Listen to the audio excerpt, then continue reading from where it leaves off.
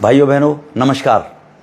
आज हमारे दिल्ली के उप मुख्यमंत्री किस बेशर्मी बेहया के साथ में मीडिया के सामने आई और कल जो फोटो दिन भर चलती रही उन्हीं फोटो को फिर दोबारा लेकर आई मार्केटिंग करने के लिए। ये दो फोटो कि न्यूयॉर्क टाइम और खलीज टाइम में हमारी पॉलिसियों की योजनाओं की तारीफ की गई है।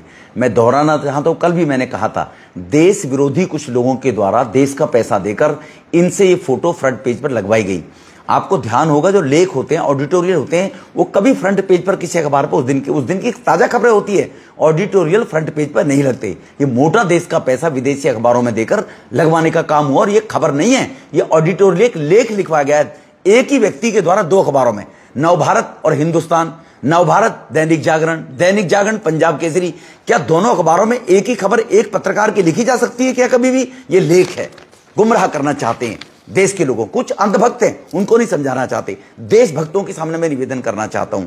उसके बाद वो कहते हैं सीबीआई के अधिकारी मेरे घर आए थे, बहुत ईमानदार थे, बहुत बढ़िया थे, बहुत अच्छे थे। सिसोदिया साहब, पेड़ बढ़िया होगा तभी फल अच्छे होंगे, फल तो बढ़िया हैं। मोदी साहब अच्छे हैं तो उनके नीचे काम करने वाले अधिकारी, देश के अन्य सेवा में काम करने वाले लोग अच्छे हैं। वो तुम्हारी तरह भ्रष्ट नहीं है तो नेता नीचे अफसर भी भ्रष्ट नहीं है, वो अच्छे हैं। तो इसलिए बोलिए मोदी जी अच्छे हैं तो अफसर अच्छे हैं, वो अच्छा काम कर रहे हैं।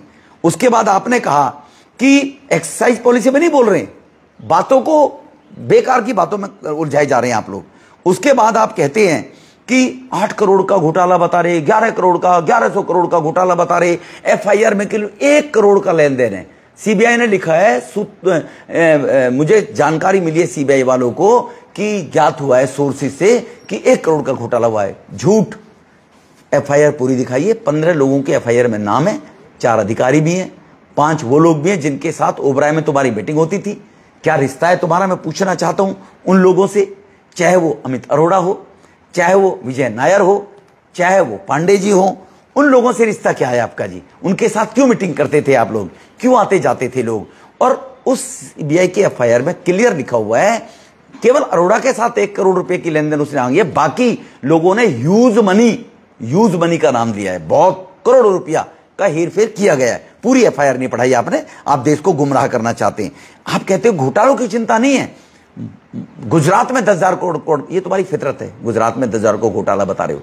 पहले भी आपके केजरीवाल साहब जिनकी स्क्रिप्ट आज पढ़ रहे हो ना आप, ये उन्हीं की स्क्रिप्ट आपको दी हुई, वो पहले भी ऐसे लोगों पर झूठे आरोप लगाते रहे। क्या तुम्हारे पास साक्ष्य हैं कि वहां 10,000 एक्साइज के द्वारा शराब को घोटाला हुआ? एक्साइज को द्वारा है। दिल्ली में भी कहा था कॉर्पोरेशन के अंदर अवैध रूप से ट्रक घुसते हैं, वो भी झूठ बोला आपने और बाद में माफी मांग लेते हो आप लोग। तो ये क्यों कहना चाहते हो आप? क्योंकि गुजरात में चुनाव है इसलिए कहना चाहते हो। इसीलिए कोई गुजरात में घोटाला नहीं हो सकता। 20 साल से मोदी साहब ने वहां सरकार चलाई है वहां पर, और एक्सप्रेसवे में घोटाला हो गया, वही लोग हो तुम। गडकरी से माफी मांगी तुम्हारे नेता ने, केजरीवाल ने। याद करो, बाढ़ आएगी, पुल कहीं को गिरा होगा, बहा होगा, पहाड़ गिर जाते हैं बाढ़ों के अंदर, तो वो घोटाला नहीं है। केजरीवाल साहब को ये बताओ आप। दूसरा, आप कहते हैं हमको केजरीवाल से परेशानी है। हमको केजरीवाल से परेशानी नहीं है, हमको केवल इस देश के भ्रष्टाचार को दीमक की तरह तुम लोग खा रहे हो, तुमसे परेशानी है आप लोगों को। कहते हैं हम जेल जाने से नहीं डरते, भगत सिंह की तरह, हम भगत सिंह की औलाद हैं। भगत सिंह जी को क्यों बदनाम कर रहे हो? भगत सिंह देश की आजादी के लिए जेल गए थे, अंग्रेजों से लड़ने के लिए गए। जिस देश को आजाद कराया तुम उस देश को दीमक की तरह खोखला करके गरीबों के हक को खाने का काम कर रहे हो। तुम देश को बर्बाद कर रहे हो, इसलिए तुम्हें जेल जाना पड़ेगा 100%। मुझे मालूम है जेल तो मैं जाऊंगा ही। तुम्हारे आंखा को, केजरीवाल को भी पता था जब घोटाला किया तो जेल तो जाओगे ही। क्यों नहीं जाओगे जेल? या बताइए कि नायर एंड कंपनी, अरोड़ा साहब ब्रदर्स, वो देश से बाहर क्यों भाग गए? बड़े शोर मचाते थे, तुम्हारे मित्र हैं, या डिनाई करो हमारे उनसे कोई संबंध नहीं है, मैं ओबराय में नहीं गया। एक बार बोलो ना मीडिया के सामने आके कि मेरी ओबराय में कभी 10 मीटिंग नहीं हुई। जाकर किस लिए जाते थे आप? चुपचाप डिप्टी सीएम हो ना, तुम्हारे दफ्तर में क्यों नहीं आते थे? वो क्या रिश्तेदारी है तुम्हारे उन लोगों से? तो करोड़ोंपति शराब माफियाओं को करोड़ रुपए का घोटाला करके 140 करोड़ रुपया उनको छोड़ा आपने, 30 करोड़ ठेकेदार को। इसका जवाब कौन देगा? सिसोदिया साहब, सीधी बात पे आइए।